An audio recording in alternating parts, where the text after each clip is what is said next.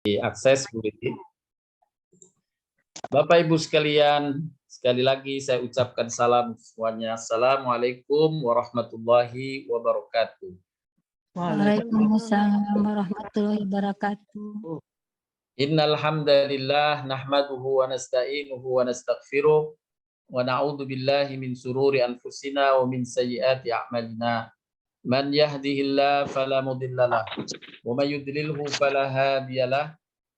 Asyhadu an la ilaha illallah wahdahu la syarikalah wa asyhadu anna Muhammadan abduhu wa rasuluh. Allahumma shalli ala nabiyyina Muhammad wa ala alihi wa sahbihi ajmain, amma ba'd. Bapak Ibu sekalian, pada pagi hari ini kita akan diskusikan satu tema yang saya beri judul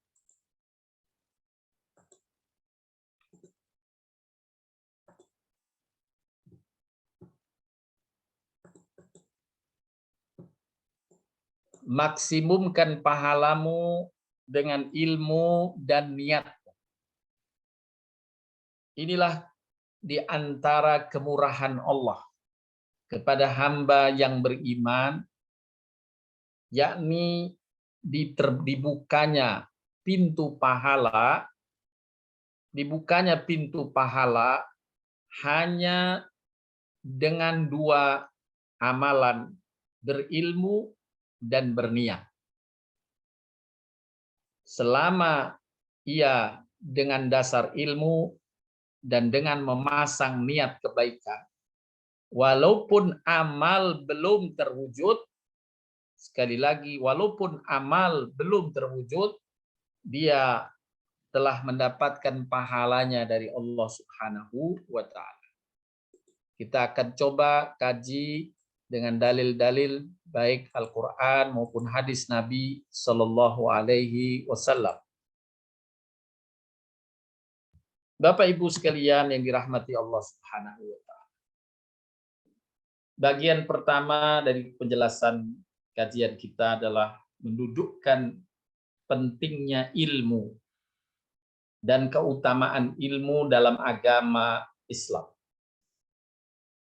Allah Subhanahu wa Ta'ala menjelaskan di dalam Al-Quran bahwa makhluknya atau salah satu makhluknya yang dinamai manusia ini diunggulkan oleh Allah dari makhluk-makhluk lainnya dengan potensi keunggulannya pada ilmu. Allah unggulkan manusia bahkan dari malaikat. Allah unggulkan manusia dari jin. Dan tentu sudah kita maklum, Allah unggulkan manusia ini dari makhluknya yang namanya hewan-hewan. Keunggulan manusia daripada makhluk-makhluk ciptaan Allah yang lain, Allah tekankan pada keilmuan. Oleh karenanya, satu perumpamaan yang Allah sampaikan di dalam Al-Quran. Bagi seorang hamba yang dia jahil, tidak berilmu, ya, dia hanya mengejar dunia tanpa ilmu, dia mengejar dunia dan tidak memanfaatkannya dengan ilmu, Allah berikan perumpamaan seperti hewan ternak. Hewan ternak kalau dikasih makan, dia langsung makan. Sudah, dia nunggu makanan saja. Ini perumpamaan yang terkandung di dalam Al-Quran berkaitan dengan hamba manusia yang dia tidak memiliki ilmu. Kal an'am, seperti halnya hewan ternak. Ada tercantum dalam surat Al-An'am, hewan ternak. Nah, jadi sekali lagi, makhluk yang diunggulkan oleh Allah dari semua makhluknya sebenarnya adalah manusia. Dan keunggulan manusia adalah dengan ilmu yang benar. Bila dia memiliki ilmu yang benar, maka ia ditinggikan derajatnya lebih dari malaikat. apalagi dari jin atau hewan.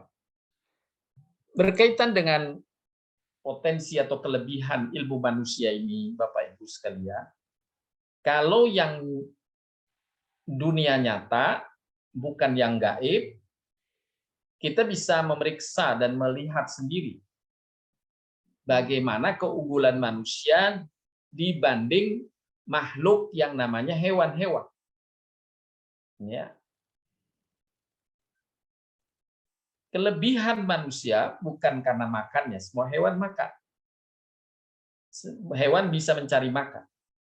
Tapi kelebihannya adalah keilmuannya. Ini terlihat nyata dengan mata kepala kita sendiri. Tapi ada yang gaib, yang kita tidak melihatnya, sehingga kita tidak mungkin melihat membandingkannya dengan nyata, yaitu dengan malaikat misalnya. Nah, oleh karenanya perlu kejelasan, perlu penjelasan dari Allah Subhanahu wa taala melalui wahyu. Karena ini persoalan gaib. Dan Allah menjelaskan persoalan gaib ini ketika Allah menciptakan Adam sebagai nenek moyang manusia. Allah Subhanahu wa taala ditanya oleh malaikat dan oleh kalangan jin. Kenapa sampai menciptakan makhluk baru namanya Adam? Kemudian Allah sampaikan, aku akan ciptakan makhluk baru namanya Adam, manusia ini, untuk memakmurkan bumi. Aku beri tugas memakmurkan bumi. Malaikat kaget. Bagaimana bisa memakmurkan bumi? Bisa mengurus bumi? Maka kemudian Allah menjelaskan bahwa makhluk baru yang namanya manusia ini Allah bekali ilmu yang tinggi sehingga dia bisa dengan ilmunya mengelola bumi, memakmurkan bumi sesuai dengan amanah yang Allah berikan kepadanya sebagai bagian dari ujian dalam kehidupannya di muka bumi. Nah, Allah kemudian menyampaikan penjelasan saat malaikat menanyakan itu, Allah menandingkan atau memperlombakan antara Adam dengan semua malaikat yang diabadikan dalam surat Al-Baqarah ayat 31 dan 33 ini. Saya bacakan terjemahannya. Dan dia mengajarkan kepada Adam nama-nama benda seluruhnya. Berarti ada proses memberi pengajaran, ilmu. Ilmu tentang apa yang diajarkan kepada Adam oleh Allah adalah ilmu tentang benda-benda di alam semesta ini. Semuanya dijelaskan kepada Adam. Kemudian setelah mengajarkan ilmu kepada Adam, Allah mengemukakan kepada para malaikat dan berfirman kepada para malaikat, sebutkanlah kepadaku nama benda-benda itu, jika kamu memang benar orang-orang yang benar. Allah menantang malaikat, silakan sebutkan nama ini, nama itu, apa namanya, apa maslahatnya, apa hikmahnya, apa manfaatnya, gunanya untuk apa. Itu ditanyakan Allah kepada malaikat yang hadir. Lanjutan ayatnya, malaikat ini menjawab, Maha suci Engkau, tidak ada yang kami ketahui selain dari apa yang telah Engkau ajarkan kepada kami. Sesungguhnya Engkaulah yang Maha mengetahui lagi Maha bijaksana. Jadi malaikat takluk, tidak bisa menjawab pertanyaan Allah ini dalam perlombaan menyebut nama-nama benda. Dan Allah sudah memberikan ilmu ini kepada Adam alaihissalam dengan potensi ilmu yang Allah anugerahkan kepada Adam. Setelah malaikat tidak bisa menjawab, Allah beralih kepada Adam.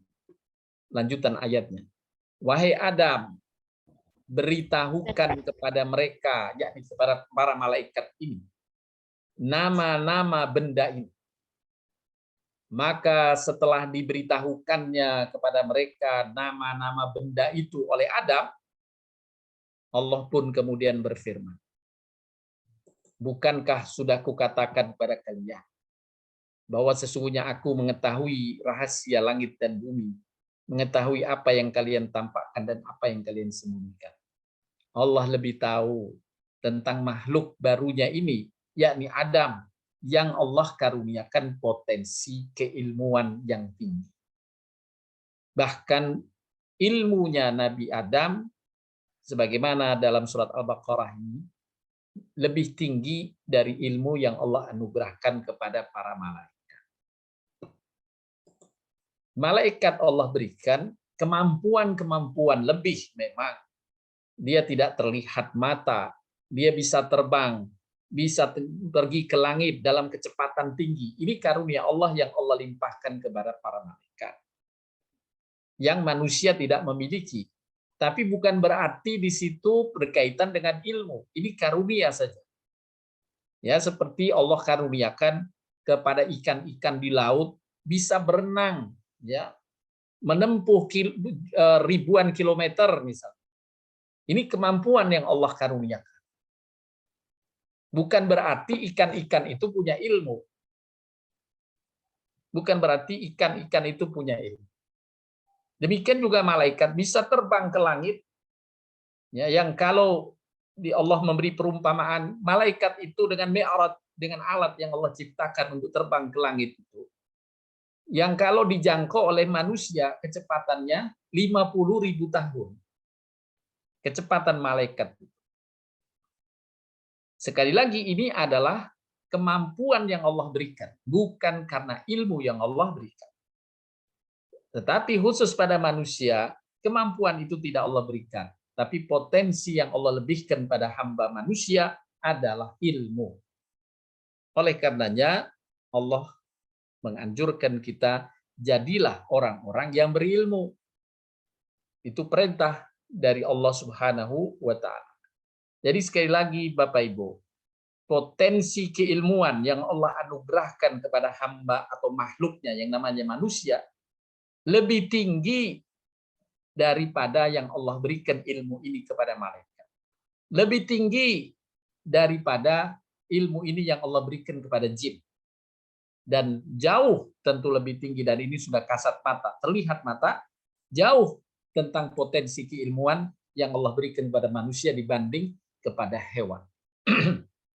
Sekali lagi, kalau kepada hewan bandingan ini kasat mata kita lihat, tapi untuk alam gaib seperti halnya malaikat dan jin, kita perlu informasi dari firman Allah. Dan salah satu firman Allah yang mengedepankan atau menjelaskan bahwa potensi ilmu manusia lebih unggul dari malaikat adalah surat Al-Baqarah 31 hingga 33. Lalu bagaimana dengan jin? Allah mengabarkan pula dalam surat An-Naml, di mana Allah pertandingkan keilmuan jin dan keilmuan manusia yang berbeda. Ketika Nabi Sulaiman mengumpulkan hulu balangnya, para pembantunya, baik dari kalangan manusia dan jin, rapat dia, dan Nabi Sulaiman dalam rapat itu menyampaikan, wahai para pembesar, siapa di antara kamu yang sanggup membawa singgasana Ratu Balqis kepadaku sebelum mereka datang kepadaku menyerahkan diri? Ratu Balqis ada di negeri Sabah yang dalam kisah sirah disebut di negeri Yaman sekarang. Sedangkan kerajaan Nabi Sulaiman ada di Baitul Maqdis, di Yerusalem. Jaraknya jauh ribuan kilometer. Ya, lebih dari 1.000 kilometer antara negeri Yaman dengan Baitul Maqdis. Kemudian Nabi Sulaiman minta, ketika Ratu Balqis dalam perjalanan, Nabi Sulaiman dapat kabar Ratu Balqis dengan para pembesar lainnya di negeri Sabah sedang datang mengunjungi Nabi Sulaiman. Nabi Sulaiman ingin membuat satu penghargaan, singgasananya dia minta dikirim dan ditawarkan kepada para hulu balangnya. Diabadikan dalam Al-Quran, wa kana ifritu minal jin, dan ada salah seorang jin ifrit. Jin ifrit ini cendekiawannya jin, ya, jin yang pandai. Ya, ifrit itu jin yang pandai. Kalau ifritnya itu kemudian jahat, bisa kita bayangkan jin jahat yang pandai atau jin pandai yang jahat. lebih mengkhawatirkan tentu gangguan dan godaan. Jin jahat yang pandai. Ifrit itu jin yang pandai. Ilmuwan jin itu disebut dengan ifrit. Ifrit dari golongan jin berkata, aku akan membawanya singgasana itu kepadamu sebelum engkau berdiri dari tempat duduk. Sebelum selesai rapat ini, singgasana itu sudah datang. Ini tawaran dari jin ifrit. Sungguh aku kuat melakukannya, dapat dipercaya. Nah, Nabi Sulaiman akan menyerahkan urusan ini kepada jin ifrit. Tiba-tiba ada seorang manusia yang berilmu. Disebut dalam ayat ini sebagai penghormatan dari Allah langsung kepada hamba yang berilmu. Seorang yang mempunyai ilmu berkata. Nah, seorang yang mempunyai ilmu berkata, aku akan membawa singgasana itu kepadamu sebelum matamu berkedip. Bapak Ibu, lebih cepat mana? Datang singgasana sebelum rapat bubar, ya, ini yang disampaikan oleh jin ifrit, sebelum engkau berdiri dari tempat dudukmu ini, sebelum rapat bubar, atau sebelum matamu berkedip. Tentu Nabi Sulaiman memilih sebelum mata berkedip untuk menghormati hulu balangnya atau pembantunya yang berilmu ini. Dan Allah mengabadikan sekali lagi, bukan hanya menyebut manusia, tapi manusia yang berilmu. Yang lebih unggul ilmunya dari jin yang berilmu. Ifritu minal jinni, jin yang berilmu.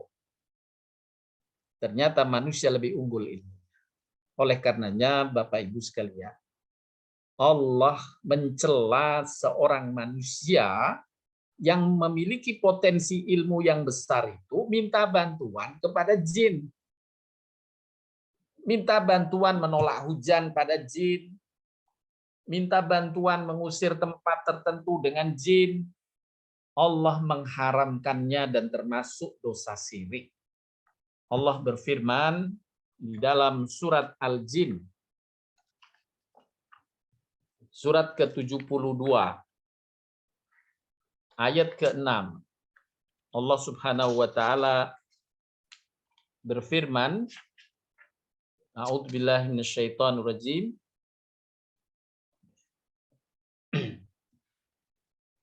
Wa annahu kana rijalun minal insi ya'uduna birijalin minal jinni fazaduhum rahaqa. Yang artinya, dan sesungguhnya ada beberapa manusia yang meminta bantuan kepada beberapa dari kalangan jin. Dan jin-jin itu hanya menambah sesat manusia saja. Nah, ayat inilah yang dijadikan dalil oleh para ulama haramnya meminta bantuan kepada jin. Ya. Dan jin-jin itu hanya menyesatkan manusia saja. Kita diberikan ilmu untuk bagaimana mengendalikan hujan. Ya, dengan ilmu ilmu cuaca dan sebagainya, ya kan sudah ada mendatangkan bagaimana membuat hujan buatan, menolak hujan, itu bisa dilakukan dengan ilmu-ilmu. Tinggal kita tingkatkan ilmu ini, insya Allah Allah bukakan pintu. Demikian juga ilmu transfer seperti dalam ayat ini, transfer massa, ya. Transfer massa ini pernah terjadi di masa Nabi Sulaiman. Ilmunya sudah dibuka oleh Allah Subhanahu wa taala di masa Nabi Sulaiman. Tetapi kemudian tertutup lagi ilmu ini. Dan boleh jadi ke depan ilmu transfer massa ini akan kebuka lagi. Ya, kebuka lagi dengan kedatangan Nabi Isa alaihissalam. Karena Nabi Isa alaihissalam turun saat itu bentuknya adalah transfer massa. Sebagaimana dalam walaupun bentuknya masih fiksi ilmiah, transfer massa ini sudah masuk dalam benak manusia. Bagaimana film-film tertentu ya yang mengandalkan aspek-aspek keilmuan ini, transformasi dari satu ruang, bahkan dalam kisah atau dalam sinetron di tanah air kita juga ada yang ruang waktu. Nah, dari satu tempat hilang ke tempat yang lain, transformasi. Kalau transfer GoFood sudah ada, ya, GoSend, GoFood bisa. Kita langsung tek di HP, tiba-tiba makanan datang. Bisa kita kirim makanan, ya, tanpa kita mengirim sendiri. Nah, nanti insya Allah lebih cepat lagi nih transformasi. Bahkan seperti yang tercantum dalam surat An-Naml, sebelum matamu berkedip, apa yang kamu pesan sudah sampai di hadapan. Ini ilmu manusia yang Allah cantumkan di dalam Al-Quran, bahkan menandingi ilmunya jin.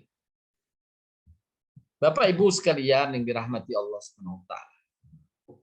Karena demikian besar potensi ilmu yang Allah berikan kepada hambanya yang namanya manusia, kita sebagai hamba Allah diperintah untuk menggunakan akal. Karena ilmu ini adanya tersimpan di akal. Makanya hendaklah difungsikan akal dengan baik. Allah berfirman diantaranya dalam surat Al-Mu'minun ayat 80. Dialah yang menghidupkan dan mematikan. Dia pula yang mengatur pergantian malam dan siang. Tidakkah kalian menggunakan akal? Inilah dorongan-dorongan dalam Al-Quran agar kita sebagai hamba Allah menggunakan akal dengan benar dan menyimpan ilmu untuk kita manfaatkan ilmu ini demi kemaslahatan diri kita dan orang banyak. Dalam ayat yang lain Allah Subhanahu wa taala memotivasi dengan ayatnya afala yanduruna ilal ibili kaifa khuliqat wa ilas samai kaifa rufi'at wa ilal jibali kaifa nusibat wa ilal ardi kaifa sutihat fadzakir innama anta mudzakir. Tidakkah kalian memperhatikan pada unta bagaimana ia diciptakan? Bagaimana langit ditinggikan? Dalam ayat yang lain, bagaimana langit ditinggikan tanpa tiang? Bagaimana gunung-gunung ditegakkan? Bagaimana bumi dihamparkan? Maka berilah peringatan, sesungguhnya engkau hanyalah pemberi peringatan.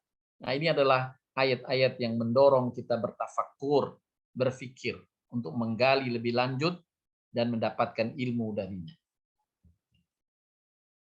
Bapak Ibu sekalian yang dirahmati Allah SWT.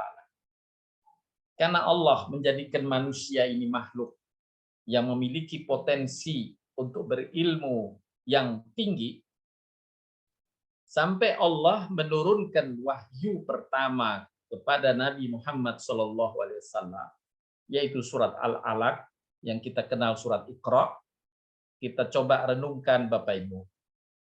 Allah Subhanahu wa taala memulai turunnya wahyu dengan perintah membaca. 2 kali perintah membaca tercantum dalam rangkaian ayat yang pertama Allah turunkan. Iqra bismi rabbikal ladzi khalaq. Khalaqal insana min 'alaq. Iqra wa rabbukal akramul ladzi 'allama bil qalam. 'Allamal insana ma lam ya'lam. Bacalah dengan menyebut nama Tuhanmu yang menciptakan. Dia Allah telah menciptakan manusia dari segumpal darah. Bacalah, diulang kembali perintah membaca. Kita tahu membaca adalah pintu untuk mendapatkan ilmu. Di antara pintu mendapatkan ilmu adalah membaca dan mendengar. Ya. Membaca dan mendengar. Allah menggunakan kata bacalah. Karena sumber informasi saat itu yang benar satu-satunya memang dari Allah yang menurunkan wahyu. Sehingga berupa kitab yang dibaca. Bacalah. Dan Tuhanmu Maha Pemurah. Dialah yang mengajar manusia dengan perantaraan qalam, pena. Subhanallah Bapak Ibu. Bagaimana wahyu pertama ini Allah sudah memperkenalkan kepada Rasulnya Muhammad SAW dengan pena yang saat itu belum ada budaya tulis-menulis. Masih jarang di Mekah atau di Jazirah Arab tentang tulis menulis. Tapi Allah sudah memperkenalkan pena. Dan ketahuilah Bapak Ibu, makhluk pertama yang Allah ciptakan adalah qalam, tinta, pena dan tinta. Ya, itu makhluk pertama yang Allah ciptakan. Sebelum ada langit dan bumi, Allah ciptakan dulu al-qalam, pena. Kemudian Allah perintahkan kepada pena ini untuk menulis, yaitu menulis tentang takdir apa-apa yang akan diciptakan dan apa-apa yang akan berjalan selama kehidupan ada. Inilah Lauhul Mahfuz, catatan yang ditulis dengan pena yang Allah ciptakan. Oleh karenanya dalam Al-Quran ada surat Al-Qalam, surat pena, surat ke-68.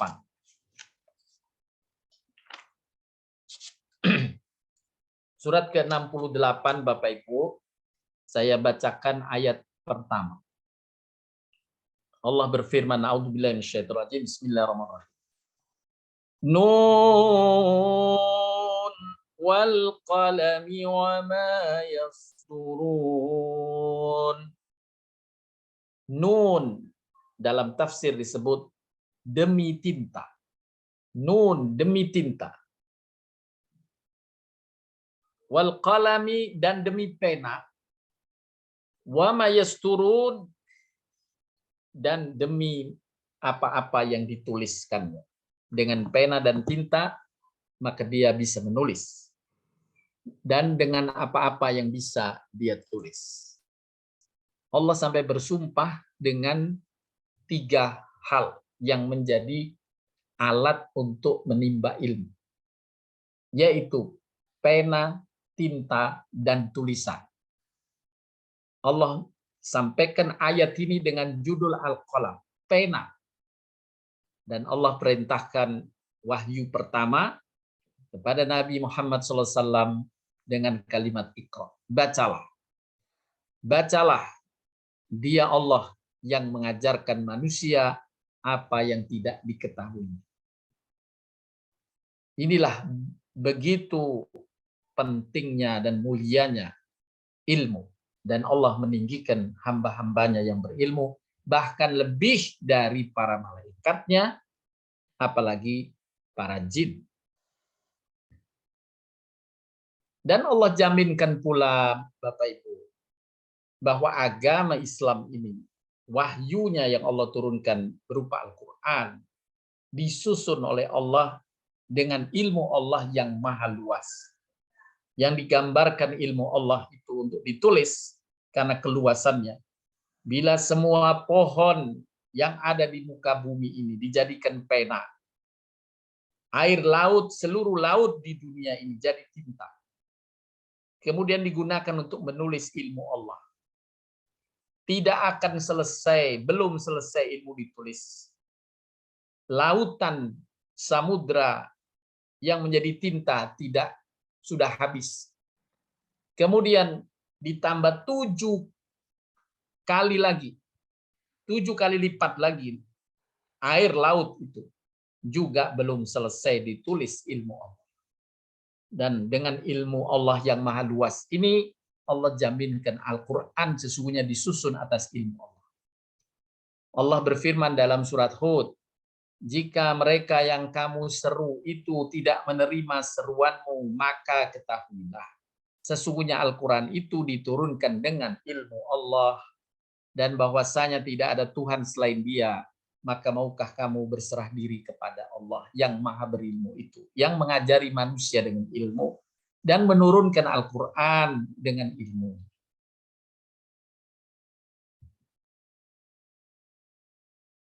Dalam ayat yang lain, orang-orang yang berilmu dipuji oleh Allah Subhanahu wa Ta'ala dan dikaruniakan iman kepadanya adalah orang-orang yang berilmu.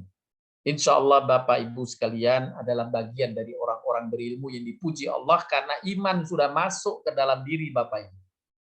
Al-Quran sudah menjadi amalan untuk dibaca oleh Bapak Ibu sekalian. Untuk dikaji oleh Bapak Ibu sekalian.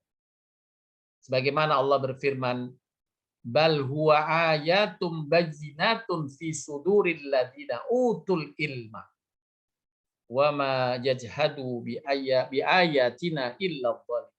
Sebenarnya Al-Qur'an adalah ayat-ayat yang nyata di dalam dada orang-orang yang diberi ilmu. Al-Quran ayat yang nyata di dalam dada orang-orang yang diberi ilmu. Subhanallah. Inilah pujian Allah kepada orang yang berilmu tentang Al-Quran. Ya, baca Al-Quran, menjadikan Al-Quran sebagai bagian dari kehidupan.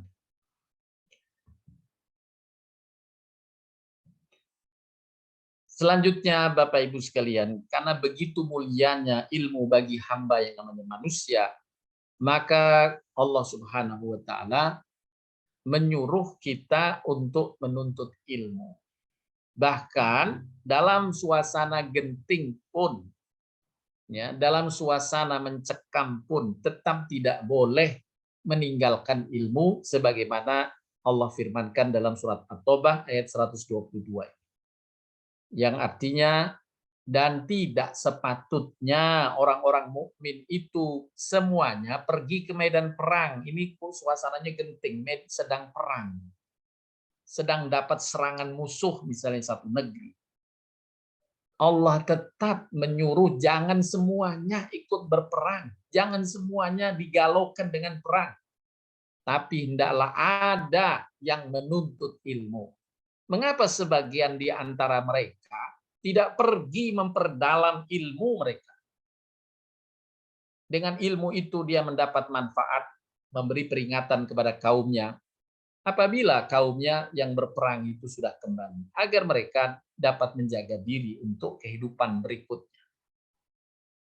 Inilah pentingnya ilmu. Sampai dalam suasana genting, tetap kita didorong untuk mengilmui, khususnya agama ini.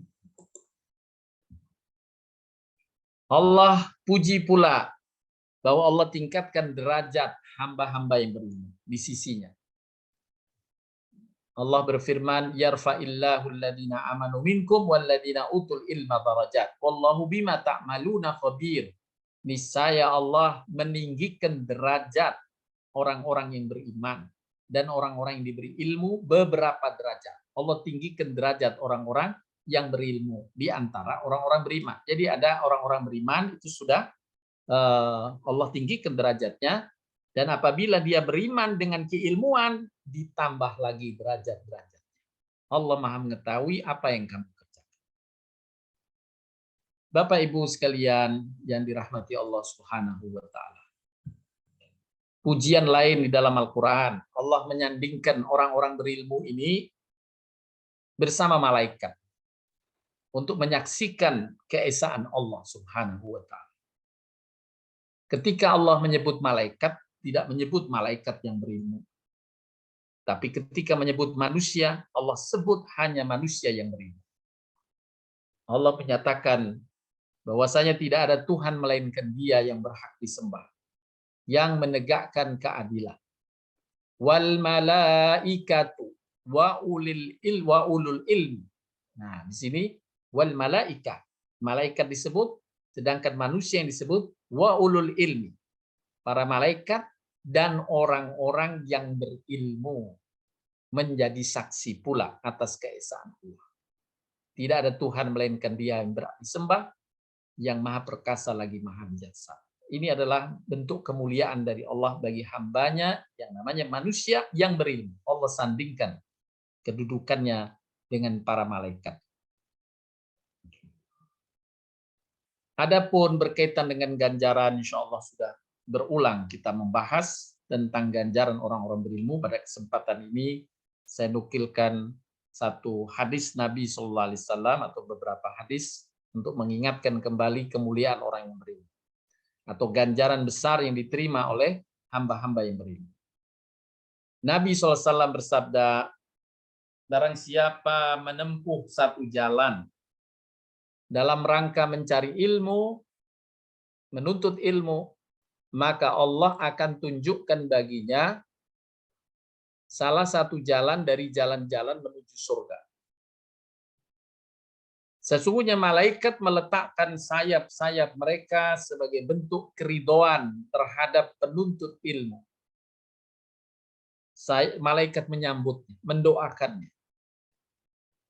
Sesungguhnya semua yang ada di langit dan ada di bumi meminta ampun bagi orang yang menuntut ilmu atau orang yang berilmu. Sampai ikan yang ada di air, di laut, mendoakan secara umum. Seperti kita mendoakan Allahumma fir lil muslimina wal muslimat.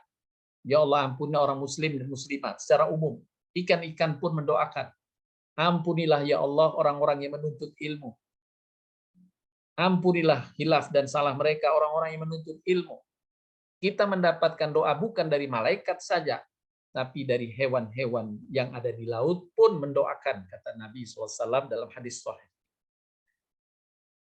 Sesungguhnya keutamaan orang yang berilmu dibanding dengan ahli ibadah sebagaimana keutamaan bulan purnama terhadap semua bintang. Dan terakhir, barang siapa yang mengambil bagian dari ilmu, maka sungguh ia telah mengambil bagian yang berharga. Bagian dari ilmu adalah yang mengajar, yang belajar, yang memfasilitasi, dan yang mencintai ilmu saja. Mencintai ilmu, mencintai majelis ilmu, sudah masuk dalam bagian orang-orang yang berilmu. Sebagaimana telah disabdakan oleh Nabi SAW. Jadilah kalian salah satu dari 4 orang. Jangan sampai sama sekali engkau tidak termasuk di dalamnya. Yaitu mengajarkan ilmu. Atau menuntut ilmu. Atau yang memfasilitasi ilmu. Dan yang keempat, engkau mencintai ilmu. Barang siapa mengambil bagian ilmu, maka sungguh dia telah mengambil bagian yang berharga. Adapun penjelasan Nabi tentang keutamaan ilmu atau penuntut ilmu dalam hadis yang lainnya, aku lebih menyukai keutamaan ilmu daripada keutamaan ibadah. Ini sabda Nabi SAW. Dalam hadis berikutnya, sesungguhnya keutamaan seorang berilmu dibanding ahli ibadah seperti keutamaan bulan di malam purnama dibanding seluruh bintang-bintang. Dan pada kesempatan yang baik ini, saya akan menjelaskan di antara keutamaan dengan ilmu yang Allah karuniakan kepada mereka yang menuntut ilmu adalah apabila seseorang menuntut ilmu, kemudian diiringi niat mengamalkan tentang apa yang diilmui, Allah akan cukupkan pahala amal walau amal itu belum terwujud. Ini disampaikan oleh Nabi dalam sabdanya yang cukup panjang. Saya terjemahkan penjelasan Nabi sebagai berikut. Rasulullah SAW bersabda, sesungguhnya dunia hanya diberikan kepada 4 golongan hamba. Golongan yang pertama adalah hamba yang Allah berikan ilmu dan harta, yakni karunia. Berupa yang Nabi contohkan di sini karunia rizki atau harta. Tapi tidak menutup maknanya adalah karunia yang lain, sehat. Ya. Kemudian dia gunakan karunia itu dengan ketakwaan, sesuai dengan ilmunya. Dengan harta itu, dengan karunia itu, ia menyambung silaturahmi. Ia menyadari dalam harta itu ada hak Allah. Inilah kedudukan paling baik di sisi Allah. Ini golongan yang pertama yang disebutkan Nabi SAW. Dia mendapat pahala besar karena menggunakan karunia harta ini dengan dasar ilmu. Adapun golongan yang kedua, Bapak Ibu, adalah hamba Allah yang Allah berikan ilmu, namun tidak diberikan harta. Hanya ilmu yang dia dapat, harta tidak ada. Kemudian dengan ilmunya, dia mendapatkan informasi bahwa kalau punya harta, hendaklah engkau manfaatkan demikian, demikian, demikian. Dengan ilmu itu dia kemudian berniat, ya Allah, seandainya aku memiliki harta, aku pasti mengerjakan seperti apa yang dikerjakan si fulan, yakni orang yang pertama. Maka dengan niatnya itu, kata Nabi, pahala keduanya sama. Subhanallah.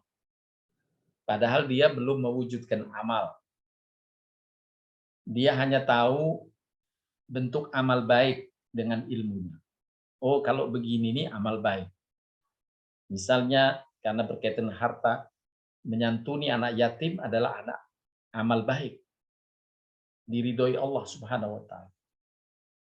Tapi saya nggak punya ini harta. Maka kita pun niat dengan ilmu yang masuk, kita berniat, ya Allah, seandainya nanti kalau saya punya duit, saya akan menyantuni, bersedekah untuk anak yatim.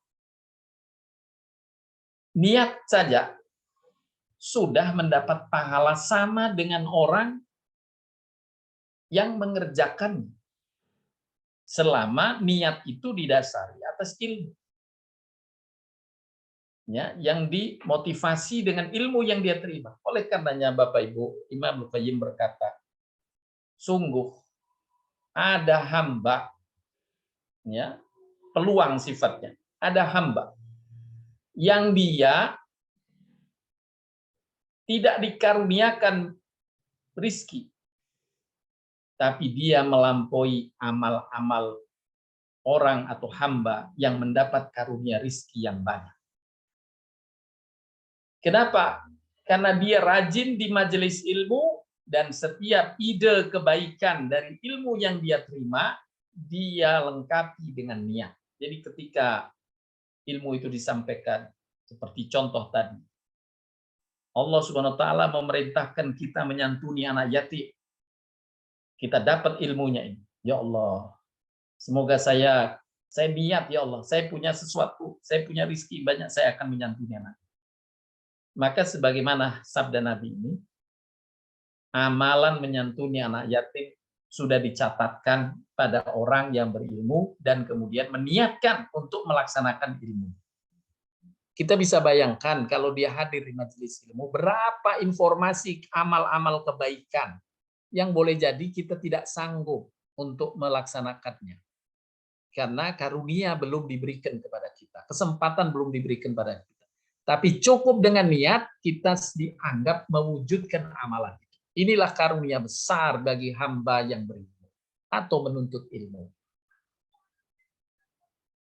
Adapun sabda Nabi berikutnya, golongan yang ketiga adalah hamba yang Allah berikan harta, namun tidak diberikan ilmu.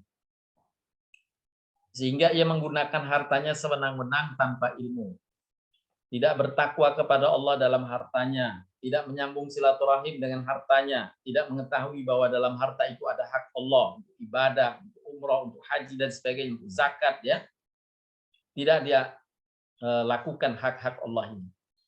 Ini adalah kedudukan yang paling jelek di sisi Allah. Kemudian golongan yang keempat, hamba yang tidak Allah beri harta, juga Allah tidak beri ilmu. Na'udzubillah min dzalik. Hartanya enggak, karunia juga enggak diberi oleh Allah, ilmunya juga enggak. Maka ia pun anehnya bercita-cita untuk meniru perilaku hamba yang nomor 3, yang menggunakan harta tanpa ilmu. Jika aku dapat harta, aku akan beramal seperti amal perbuatan orang yang ketiga. Maka kata Nabi, keduanya mendapat dosa yang sama. Ya, keduanya dapat dosa yang sama. Jadi orang yang bercita-cita buruk itu mendapatkan dosa seperti halnya orang yang mengamalkan hal yang buruk itu. Sama seperti halnya tadi, orang yang bercita-cita kebaikan, dia akan mendapatkan pahala orang yang mengamalkan. Hanya Bapak Ibu sekalian, harus ada niat. Dan inilah yang digabungkan antara ilmu dan niat. Niat telah dicatat sebagai kebaikan. Dalam hadis Bukhari Muslim, Nabi SAW bersabda bahwa Allah berfirman, Allah berfirman, jika hambaku berniat melakukan keburukan atau kejelekan, janganlah dicatat sehingga dia melakukan. Jadi kalau ada seorang yang berniat melakukan keburukan, Allah perintahkan kepada malaikat pencatat, jangan dicatat dulu, kan baru niat dia keburukannya. Kamu lihat saja, jika dia melakukan, merealisasikan amal buruknya itu, barulah catat satu keburukan untuknya. Tetapi jika dia meninggalkan keburukan yang telah diniatkannya karena takut kepadaku, maka catatlah sebagai satu kebaikan. Catatlah sebagai satu kebaikan karena menggagalkan niat buruk. Jadi Bapak Ibu, membatalkan niat buruk itu dapat pahala. Membatalkan niat buruk atau rencana buruk adalah mendapat pahala. Kemudian, jika ia berniat melakukan satu kebaikan, catatlah untuknya satu kebaikan. Jadi kalau orang berniat buruk tidak dicatat, baru terrealisasi dicatat satu keburukan. Kalau dia membatalkannya, niat buruk itu dapat pahala. Tapi jika ia meniatkan kebaikan, belum direalisasi kebaikan itu, sudah dapat pahala, satu pahala. Satu bagian pahala dari amalan itu. Dan jika dia kemudian melakukan kebaikan yang direncanakan atau diniatkannya, dicatatlah oleh Allah dilipat gandakan pahalanya 10 kali lipat hingga 700 kali lipat. Ojek nunggu penumpang di tengah jalan? Ada. Bisa mencapai 10 sampai 700 derajat kali lipat jika direalisasikan. Dalam hadis yang lain, jika hambaku berniat ingin mengerjakan kebaikan, maka aku menulis satu kebaikan baginya. Oleh karenanya, Bapak Ibu, dari hadis tadi, dari hadis pertama tentang 4 golongan, kemudian hadis tentang niat, para ulama menjelaskan ada 3 poin yang digarisbawahi. Yang pertama, mereka yang berniat melakukan amal kebaikan, akan tetapi kemudian tidak terrealisasi karena ikhtiar yang belum diwujudkan atau tidak terwujud amalnya, karena sebab-sebab diri orang tersebut. Sebab diri orang tersebut, semisal malas mengerjakannya, ada kekhawatiran sehingga tidak terwujud apa yang dia inginkan. Maka untuk macam yang pertama ini, orang yang telah berniat berbuat baik tersebut mendapat pahala satu balasan kebaikan dari amal yang diniatkan. Kita bisa bayangkan Bapak Ibu, sekali lagi kita hadir di majelis ilmu.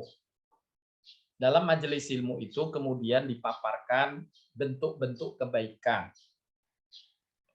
Tadi saya sudah singgung menyantuni anak yatim. Berbuat baik pada sesama, menolong sesama, menolong orang yang susah. Ini ilmu, kita berbuat baik. Kemudian ketika mendengar dan masuk ke dalam benak kita, saat itu iringkan dengan niat. Kalau memang sudah kita pastikan bahwa apa yang tersampaikan itu adalah kebaikan yang sah, kemudian kita iringkan ini, ya Allah, mudahkan bagiku untuk merealisasikannya. Saya akan melakukannya. Niat kita. Nah, kemudian niat ini sudah dicatat satu kebaikan. Jadi kalau kita meniatkan menyantuni anak yatim, sudah dapat pahala menyantuni anak yatim, tapi belum dilipat gandakan. Kita niat menolong orang, kita sudah dapat catatan beramal, berpahala, menolong orang, tapi belum dilipat gandakan. Hanya satu pahala kebaikan itu. Ada ilmu, Bapak Ibu baca ya Al-Quran. Ya Allah, mudahkan saya membaca. Udah niat, sudah dapat pahala membaca Al-Quran, tapi belum dilipat gandakan. Walaupun niat ini kemudian tidak terwujud karena sebab diri kita sendiri. karena malas, ya, tidak ada waktu dan sebagainya, sudah tercatat satu kebaikan. Ini penjelasan Imam Bukhari yang pertama. Yang kedua,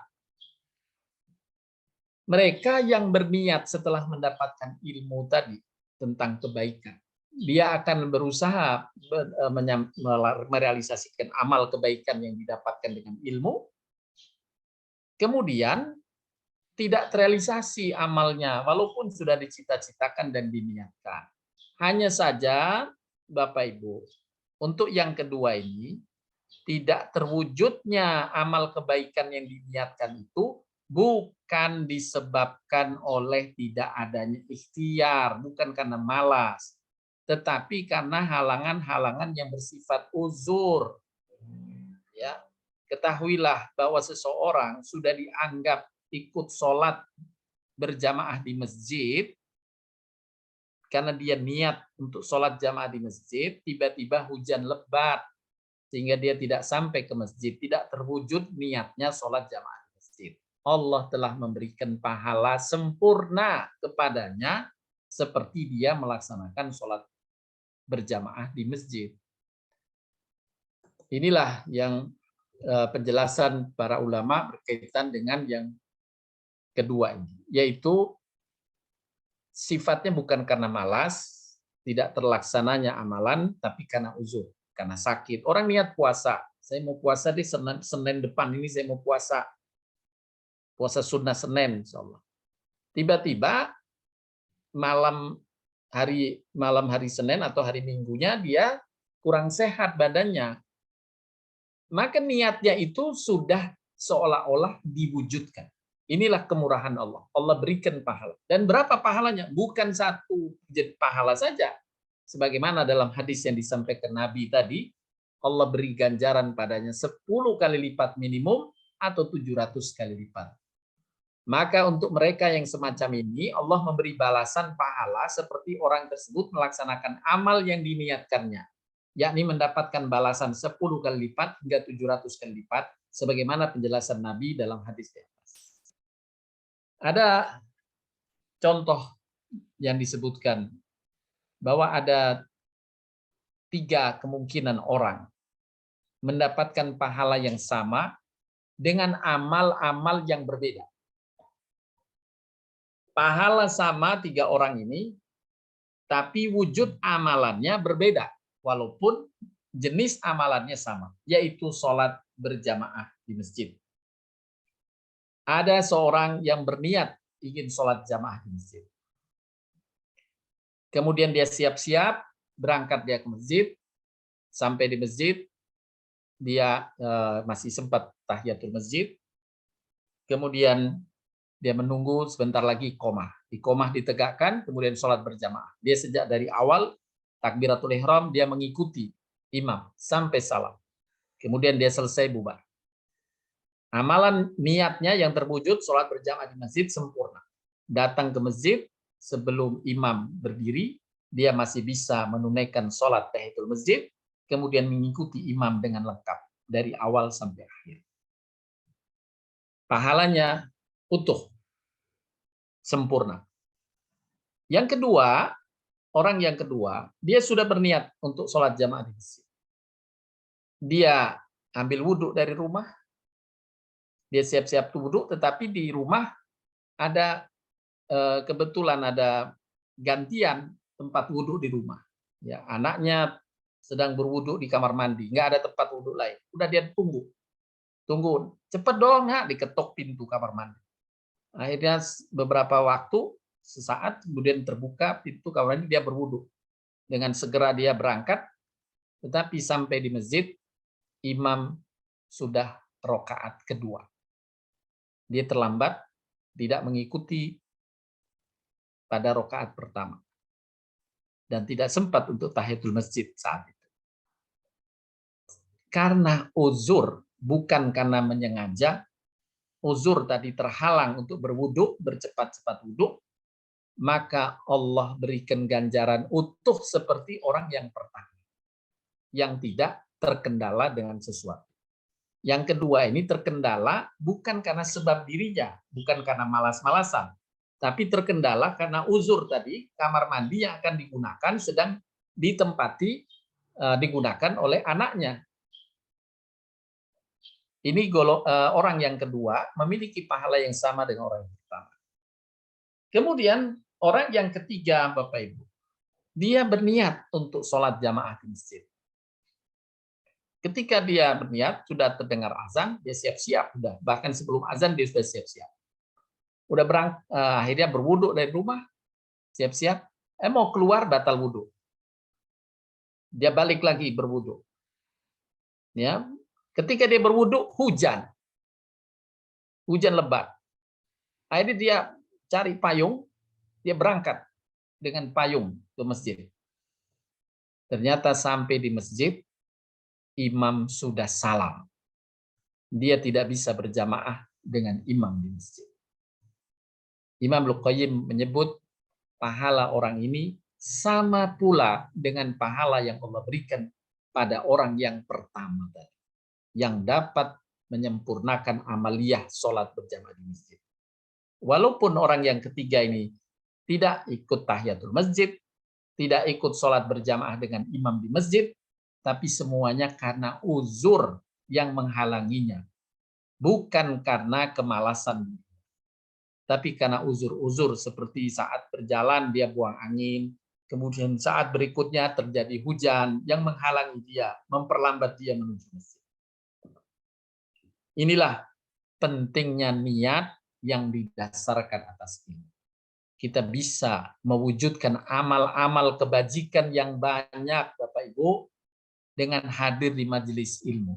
Ketika dapat informasi tentang satu kebaikan, kita tangkap, Masya Allah, ini kebaikan. Ya Allah, mudahkan saya untuk melaksanakannya, mengamalkannya, mewujudkan niat. Kita dicatat sebagai satu kebaikan.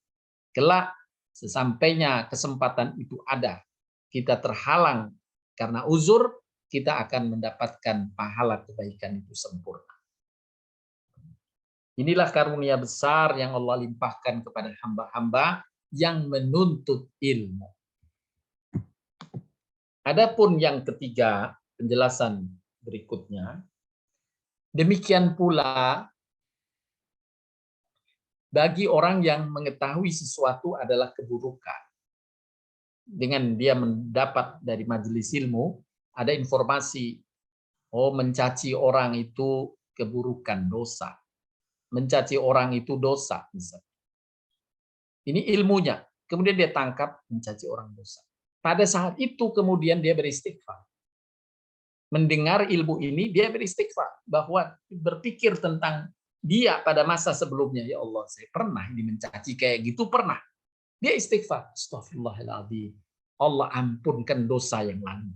Dengan ilmu yang dia terima dan dia percaya dengan ilmu itu, kemudian dia beristighfar, Allah hapuskan dosanya di masa sebelumnya. Kemudian dia bertekad, berniat, dia tidak akan melakukannya lagi di hari ke depan. Dengan ilmu yang masuk, dia niat saat itu.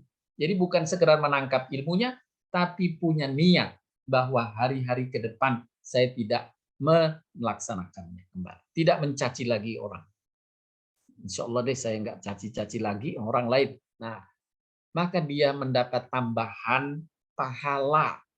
Ya, sebagaimana disebutkan dalam hadis Nabi SAW, riwayat Imam Muslim. Rasulullah SAW berkata, malaikat berkata, wahai Tuhanku, ini malaikat pencatat amalan. Wahai Tuhanku, itu adalah hambamu yang ingin berbuat jelek, berbuat buruk. Ya, ada keinginan berbuat buruk. Allah kemudian menjawab, kalian awasi dia. Lihat saja dia. Apakah merealisasikan niat buruknya atau tidak. Jika dia merealisasikan keburukannya, tulislah satu keburukan. Satu dosa keburukan. Dan apabila dia meninggalkannya, tidak jadi merealisasikan niatnya, tuliskan untuknya satu kebaikan. Karena ia meninggalkannya karena aku. yakni karena ingin taat kepada Allah.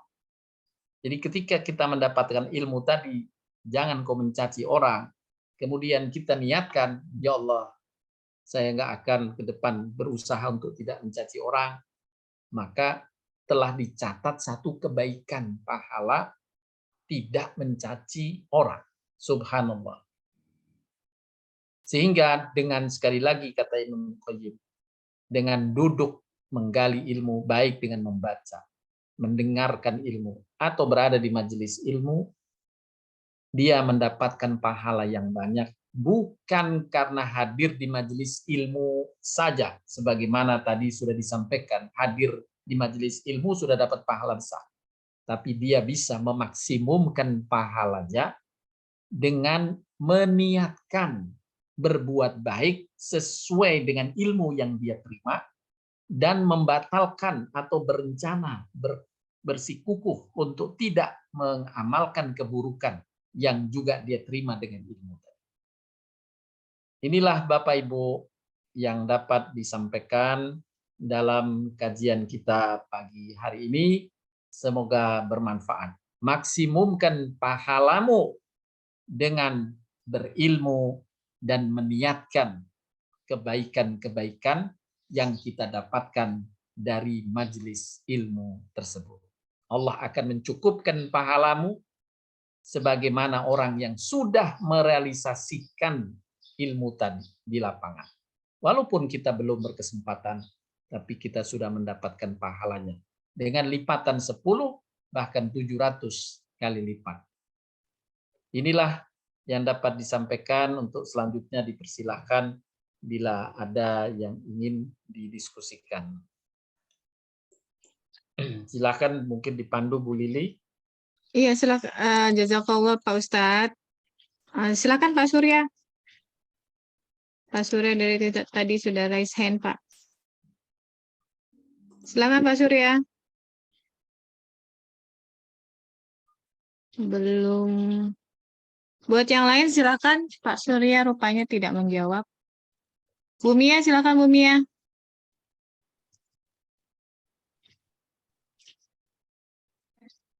Jazakillah, Bu Lili. Assalamualaikum Pak Ustadz. Waalaikumsalam warahmatullahi wabarakatuh. Semoga Pak Ustadz selalu dalam rahmat Allah Subhanahu wa Ta'ala. Amin. Begitu pula dengan tim Thayyibatora dan kita semua. Amin. Amin. Ya Pak Ustadz, Amin ya Rabbal Alamin.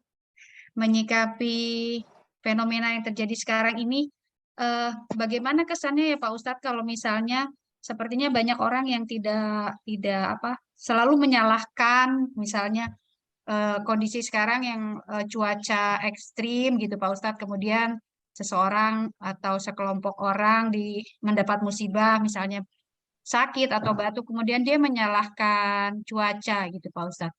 Itu bagaimana Ya. sebaiknya kita menyikapi hal tersebut ya Pak Ustadz? Terima kasih. Baik. Ada hadis Nabi SAW yang melarang kita mencela hujan, ya, mencela angin, ya, mencela apa-apa yang Allah jadikan sebagai makhluk. Jadi nggak boleh mencela hujan. Ya. Jadi kita boleh berlindung dari risiko bahaya dari makhluk yang Allah ciptakan, tapi tidak boleh mencelanya. Ya. Seperti kita mencela orang tidak boleh, tapi berlindung untuk tidak dizalimi orang itu dibolehkan. Termasuk mencela hujan tadi. Jadi kalau ada musibah-musibah itu kita nggak boleh karena pasti ada hikmahnya.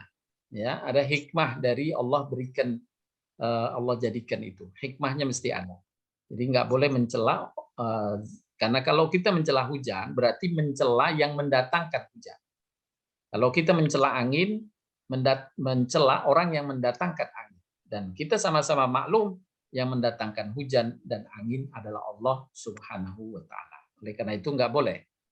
Jadi kalau ada musibah, hendaklah kita kembalikan kepada kemungkinan, ya, satu, khilaf dan dosa hamba. Ya, kita disuruh beristighfar. Karena tidak mungkin Allah menimpakan musibah kepada hambanya kecuali untuk dua hal. Satu, untuk memberikan azab hukuman. Yang kedua, untuk memberikan karunia. Tapi karunia ini bentuknya terselubung dengan musibah. Ya. Nah, kalau karena kesalahan, bagaimana kita mencela orang yang salah itu manusianya, bukan angin atau airnya, atau bukan cuacanya, yang salah manusianya. Nah, itulah yang disebutkan dalam Al-Quran ketika ada azab-azab, baik gempa bumi, angin topan, banjir bandang, itu selalu diarahkan kepada dosa hamba-hamba yang kena azab tersebut. Tidak dicela azabnya atau tidak dicela cuacanya dan sebagainya. Yang kedua, boleh jadi memang bukan karena kesalahan hambanya, bukan karena kesalahan manusianya, tapi justru Allah ingin memberi nikmat kepada manusia itu dengan cara terselubung melalui musibah tadi. Ya. Melalui musibah tadi terselubung ada kenikmatan besar. Nah, oleh karenanya sebagai hamba yang beriman, untuk menyikapi hal-hal tadi, yang pertama kita tutup pintu pertama, yaitu tadi pintu azab. Ya, kita tutup dengan istighfar. Astagfirullahaladzim, astagfirullahaladzim, astagfirullahaladzim. Ya Allah, ampunilah saudara-saudara kami, ya Allah. Jadi yang mungkin terkena musibah. Kita tutup dulu bahwa pintu musibah tadi karena azab. Kita tutup pintu azab. Sesudah istighfar, kita tutup pintu yang pertama, kemudian baru kita beralih kepada pintu yang kedua. Yang kemungkinannya adalah musibah ini karena rahmat Allah. Jadi ada musibah karena rahmat Allah. Ya, musibah rahmat Allah, dan pasti seandainya kita tahu hikmahnya, kita akan akan merindukannya atau akan menyambutnya. Ya, itulah musibah yang Allah timpakan kepada para rasul-rasulnya, termasuk Nabi Ibrahim, Nabi Muhammad, Nabi Isa alaihi salam, ya, mendapatkan musibah. Ya, tapi musibahnya itu karunia besar. Kita tengok misalnya musibah yang Allah timpakan yang dialami oleh seorang hamba yang dimuliakan Allah, yaitu Siti Maryam. Ya, Siti Maryam. Allah berfirman di dalam surat Maryam, boleh bisa dibacakan surat Maryam, surat ke-19,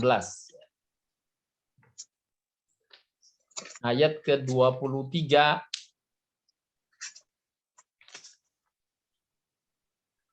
yang Bapak Ibu yang sudah ada Al-Quran boleh bantu membacakan. Saya baca ya Ustadz. Baik, silakan Bu Mia. Maka rasa sakit akan melahirkan anak memaksa ia bersandar pada pangkal pohon kurma. Dia berkata, aduhai, alangkah baiknya aku mati sebelum ini, dan aku menjadi barang yang tidak berarti lagi dilupakan. Dan dilupakan. Oh, dan dilupakan. Ya, ini adalah Siti Maryam, hamba yang disebut dalam Al-Quran qanitin, hamba yang wanita yang taat kepada Allah. Tapi kena musibah sampai beliau mengeluh dengan keluhan seperti ini. Ya Tuhan, betapa baiknya aku mati sebelum ini. Kita bisa merasakan bagaimana susahnya musibah yang dia alami. Wahai Tuhan, baiknya aku mati sebelum ini. Aku menjadi seorang yang tidak diperhatikan atau dilupakan saja, ya Allah. Ini keluhan yang menyayat hati. Artinya beban yang dialami oleh Siti Maryam adalah beban yang berat.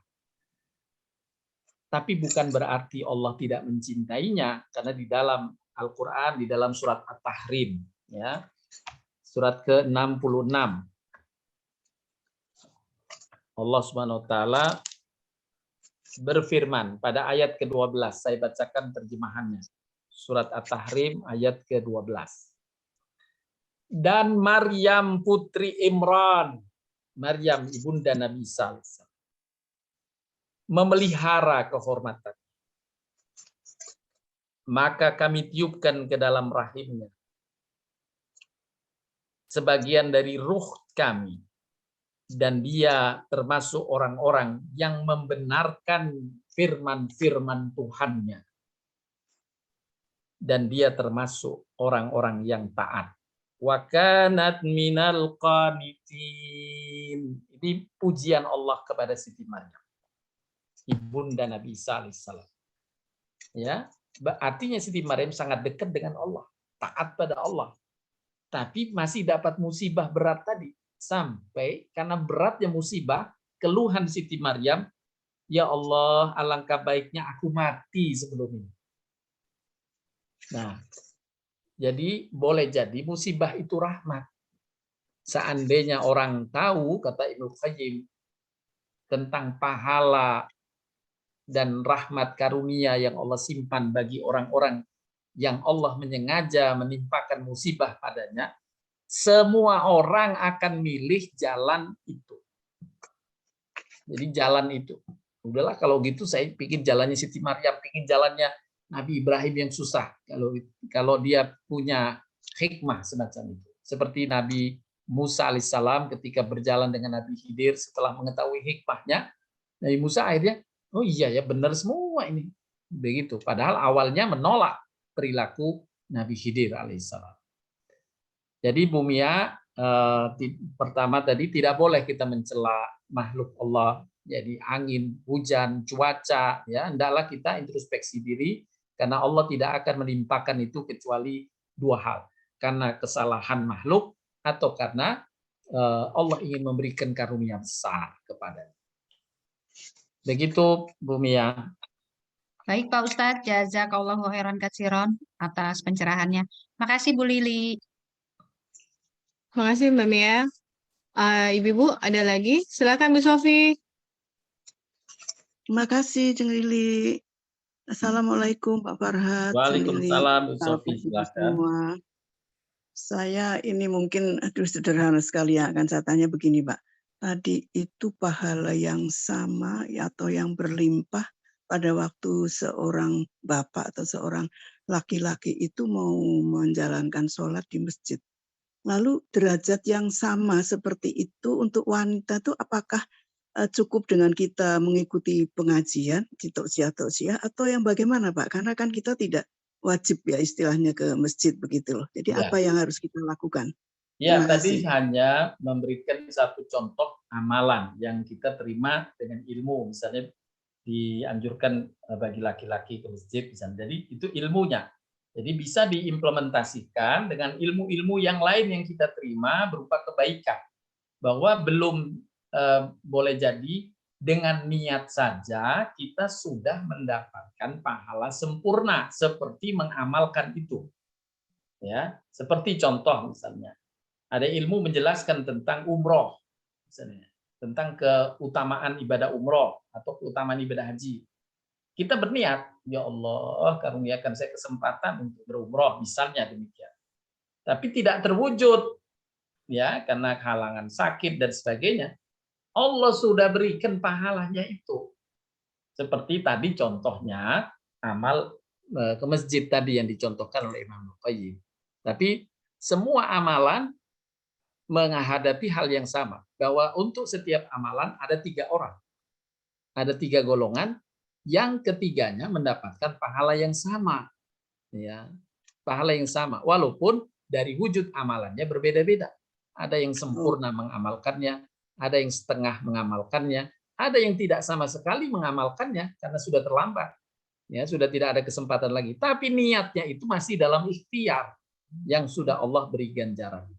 Begitu Bu, misalnya untuk anak atau misalnya untuk kita semua, karena kita semua adalah bagian dari anak, ya, bagian dari anak kita, kecuali Adam yang tidak punya bapak dan ibu, ya, serta Siti Hawa. Tapi kalau kita semua punya orang tua. Nah misalnya ketika kita di majelis ilmu mendapatkan informasi, ya, mendapat informasi dari ilmu kebaikan.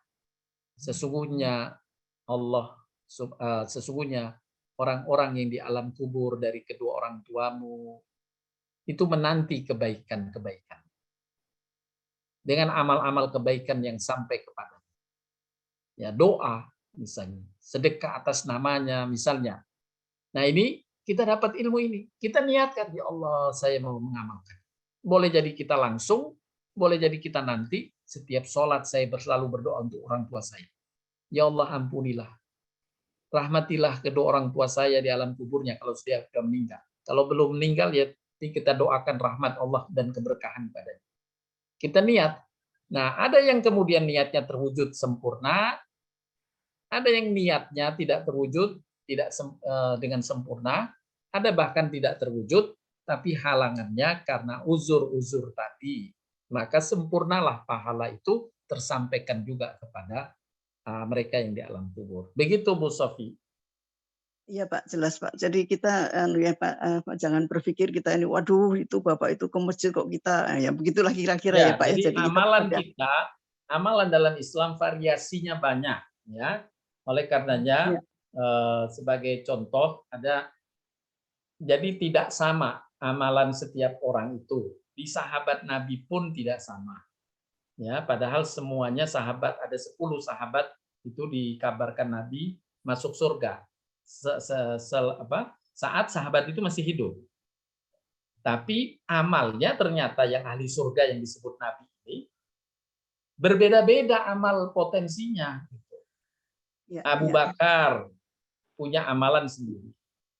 Umar bin Khattab punya amalan sendiri yang khas. Utsman bin Affan punya amalan sendiri yang khas. Ya. Jadi masing-masing punya amalan. Bahkan salah seorang yang pernah saya sampaikan, tadi saya sedikit ulang untuk menjelaskan potensi setiap orang berbeda-beda. Maka gunakan potensi yang kita miliki untuk memaksimumkan pahala dengan potensi kita. Ya, ketika ada Nabi dia ada di masjid, Nabi mengatakan sebentar lagi ada ahli surga akan masuk masjid.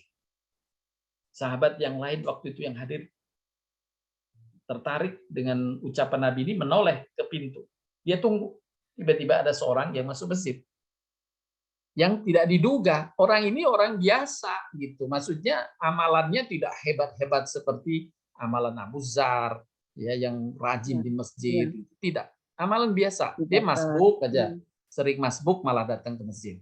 Sehingga salah seorang Abdullah Al-As, seorang sahabat Nabi, heran kemudian meminta kepada orang tersebut, bolehkah saya bermalam di rumahmu? Nah, dia bermalamlah 3 hari. Hanya untuk mengintip malamnya itu amalan apa sih yang dilakukan sehingga dia disebut masuk surga? Karena pagi harinya atau siang harinya ketika orang lain melihat itu biasa-biasa saja gitu. Sholatnya biasa ya sholat, tapi nggak yang usuk-usuk berulang kali, nggak biasa. Makanya Abdullah Al-As ini heran, kemudian dia mengintip dengan bermalam di rumahnya 3 malam. Setelah 3 malam, tidak dia temukan amalan yang istimewa. Kemudian dia nanya, wahai sahabatku, sesungguhnya saya bermalam di rumahmu itu karena saya terdorong dari ucapan Nabi yang mengatakan kamu ini ahli surga. Saya heran, amalan apa sih keistimewaan kamu? Kemudian orang itu, sahabat Nabi ini mengatakan, ya seperti yang kamu lihat, saya biasa aja. Nggak mungkin Nabi salah. Ya, tidak mungkin Nabi salah. Pasti engkau punya keistimewaan. Apakah Nabi pernah memujimu? Kemudian orang itu berkata, ya kalau engkau tanya itu benar pernah. Apa yang dipujikan Nabi padamu? Nabi memujiku bahwa aku termasuk atau tergolong hamba yang diridhoi Allah karena banyak mengapresiasi kenikmatan orang lain. Suka mengapresiasi kenikmatan orang lain, bukan orang yang benci atau hasad pada kenikmatan orang lain. Ada tetangga mobil baru, kok dia mobil baru? Mobil baru itu dari mana mobil baru? Gajinya berapa sih? Kok bisa mobil baru? Nah, itu kedengkian, nggak boleh. Ya, justru ketika kita lihat ada sahabat, kerabat, tetangga mobil baru, dia boleh mengapresiasi. Bu, bagus banget mobilnya, warnanya tepat banget.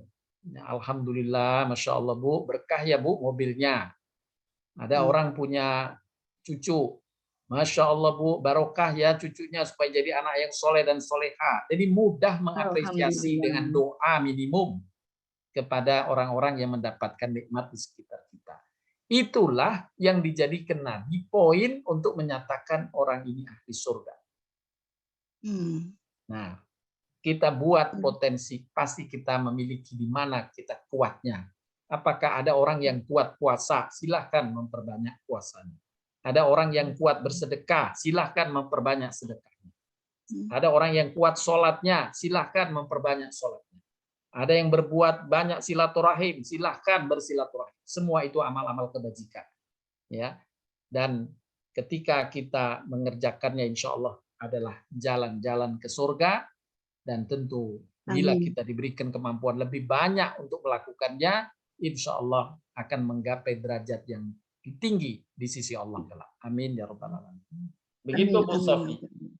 Ya mungkin Pak itu ya, pada waktu ini sebagai wanita, seorang wanita yang melahirkan anak itu yang sudah satu perjuangan dan satu seperti Siti Maryam itu tadi ya Pak, yang dialami oleh kita semua sebagai seorang wanita gitu. Lalu satu lagi Jeng Lili, satu lagi ini sederhana. Jadi ini Pak, saya baca begini, jadi itu di dalam WA gitu ya. Jadi itu ada kata-kata begini. Siapa penemu pertama di dunia yang menemukan ini, diantaranya pamannya penemu lampu Thomas Edison. Jadi saya itu ingat kepada Nabi Adam yang diberi ilmu pertama kali itu adalah Nabi Adam.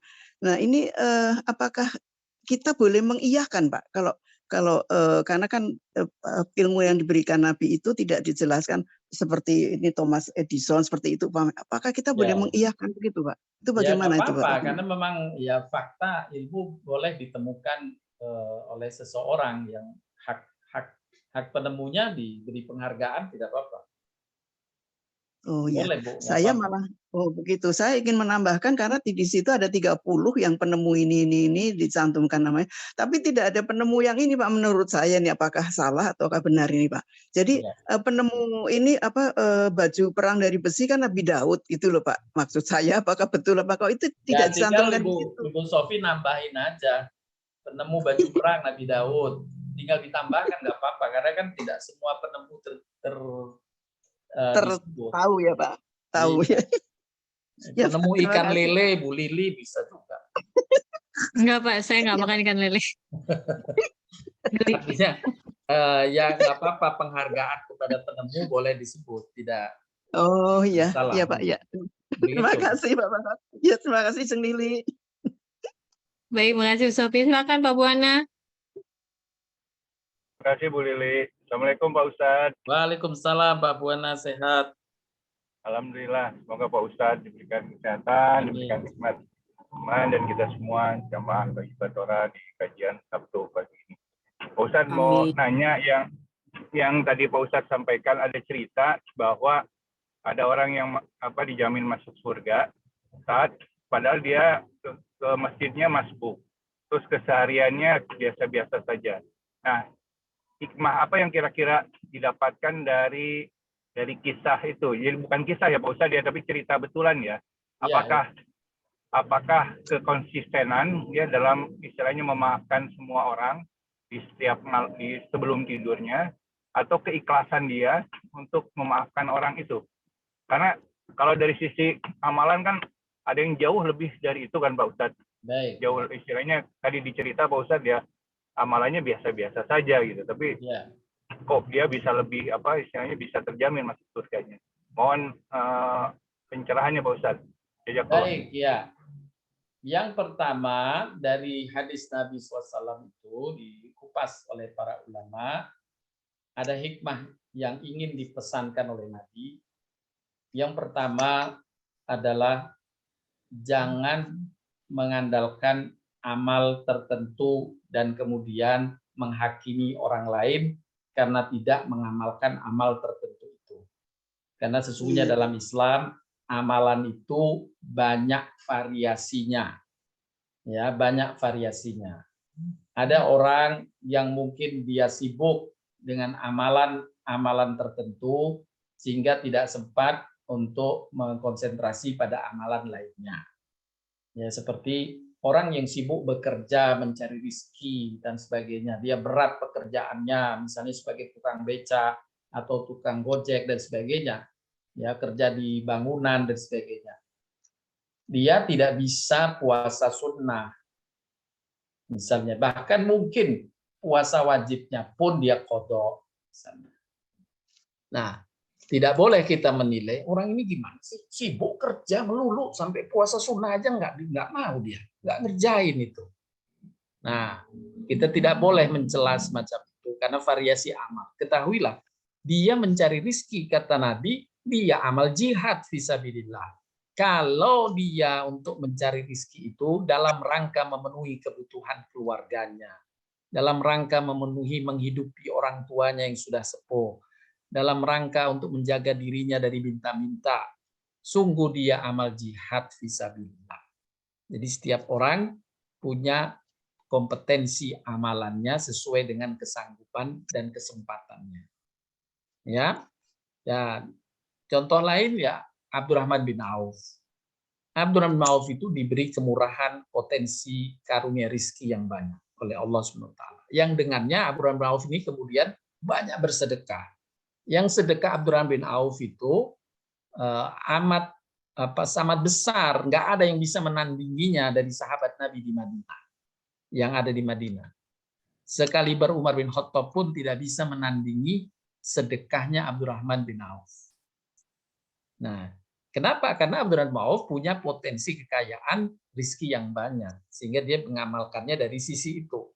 Inilah yang dijelaskan oleh para ulama terkait dengan hadis tadi. Yang pertama, menjelaskan variasi amal menuju surga. Pintu-pintu surga itu banyak dan masing-masing pintu adalah dari amalan-amalan tertentu. Ya, jadi bisa masuk pintu lewat amalan tertentu. Sebagaimana dikisahkan dalam hadis yang lain misalnya. Bahkan secara ekstrim, ya, secara ekstrim Nabi menyebutkan sehingga banyak orang yang kemudian salah paham. Ya, secara ekstrim Nabi, ada orang yang masuk surga hanya memberi minum pada hewan, misalnya. Hewan pada hewan, artinya pintu surga, kasih sayang kepada makhluk. Siapa yang mengasihi makhluk di muka bumi, Allah akan kasihi dia. Nah, itu sabda Nabi SAW. Jadi mengasihi makhluk juga bagian pintu surga itu.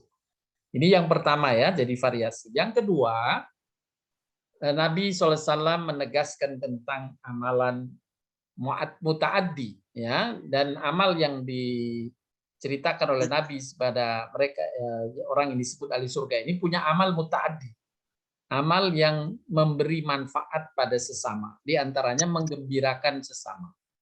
Cara menggembirakannya adalah dia mengapresiasi kenikmatan yang Allah karuniakan pada orang itu. Ya, nah ini adalah amal muta'addi, dan amal muta'addi disepakati oleh para ulama adalah amal-amal yang ganjarannya besar, ya. Ganjarannya besar. Memberi makan anak yatim, memberi makan orang miskin, itu bagian dari amal-amal muta'addi yang besar pahalanya. Nah, ini yang kedua. Nah, kemudian yang tadi yang disebutkan, orang tadi punya keistiqomahan, memang spesialnya di situ amalannya, ya. Masing-masing orang punya potensi amal yang berbeda-beda sesuai dengan kompetensinya. Begitu, Pak Buana. Jadi katanya tadi nomor 3 keistiqomahan ya Pak Ustadz. Jadi kita tapi mungkin kita nggak bisa berharap hanya sekedar melakukan 1 atau 2 kebaikan lalu kemudian masuk surga gitu Pak Ustadz ya. Jadi makin banyak kebaikan. Kan pernah kita bahas dengan satu tema, seingat saya, jagalah pokok-pokok agama, kemudian tinggikan derajatmu dengan amal-amal yang istimewa. Itu pernah kajian ini saya sampaikan. Yakni jagalah pokok-pokok agama, rukun Islam kamu jaga, rukun iman kamu jaga, gitu kan? Nah, setelah menjaga ini sempurna, hal-hal sholat, puasa, zakat, itu yang pokok, haji ini jaga. Kalau ini sudah engkau sempurnakan, kamu masuk surga sesungguhnya. Tinggal engkau tambahkan derajatmu di surga dengan amal-amal keutamaan yang tadi dijelaskan. Begitu Pak Buana. Ya, terima kasih Pak Ustadz. Jazakallah khairan. Ya, Bu artinya Lili, tidak terima kasih, Bu mungkin Lili. akan bisa tergelincir naudzubillah min dzalik kalau kemudian saya mau ngamalin ini aja deh, mengapresiasi orang seperti hadis tadi.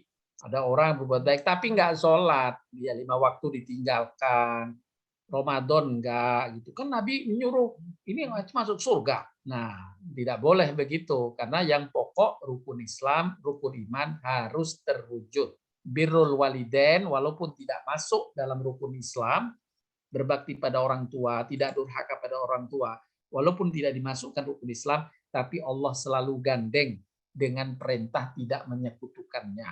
Wala tusriku bihi syai'a wabil walidaini ihsana. Ini termasuk yang pokok ya, berbakti kepada kedua orang tua. Begitu Pak Buana. Ya kalau Pak Ustadz. Sama-sama. Silakan ada yang lain. Silakan ada lain? Ada yang lain? Belum ada Pak Ustadz? Baik, Bapak Ibu, saya ingin menyampaikan satu ayat tambahan.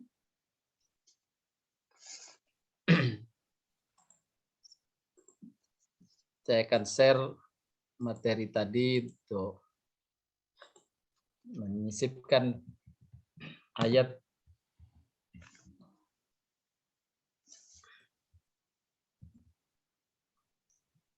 surat Al-Baqarah 269. Siapa yang kemudian beramal dengan ilmu, kemudian dia lakukan niat kebaikan, apalagi sampai kemudian terwujud kebaikan itu, Allah sampaikan bahwa dia adalah hamba yang mendapat karunia yang banyak. Allah berfirman, yu'til hikmata man yasha wa man yu'tal hikmata faqad utiya khairan katsira wa ma yadhakkaru illa ulul albab. Allah memberikan ilmu kepada siapa yang dikehendakinya. Dan barang siapa yang diberi ilmu, sungguh telah diberi kebajikan yang banyak. Dan tak ada yang dapat mengambil pelajaran kecuali ulul albab, yakni orang-orang yang merenungkan dengan akal. Kita bisa melihat bagaimana karunia Allah, kebajikan yang banyak Allah limpahkan kepada mereka yang menuntut ilmu. Dengan dia menuntut ilmu, mendapatkan ilmu, dia bisa seperti orang yang mengamalkan semua amalan Islam yang diilmuinya dengan niat, ya Allah karuniakan saya kesempatan untuk menunaikan. Insya Allah Allah lengkapkan. Jadi tidak lagi pada amal-amal tertentu yang kita kerjakan, tapi kita diperluas oleh Allah bisa mengerjakan atau meraih pahala semua amalan dari kebajikan yang kita ilmui saja. Inilah rahmat Allah yang besar. Semoga kita semuanya dimasukkan oleh Allah dalam golongan-golongan. Amin. Ya Rabbal Alamin. Demikian yang bisa disampaikan. Mohon maaf bila ada kata yang kurang berkenan. Semoga semuanya dalam karunia sehat walafiat. Wabillahi taufiq wal hidayah. Assalamualaikum warahmatullahi wabarakatuh.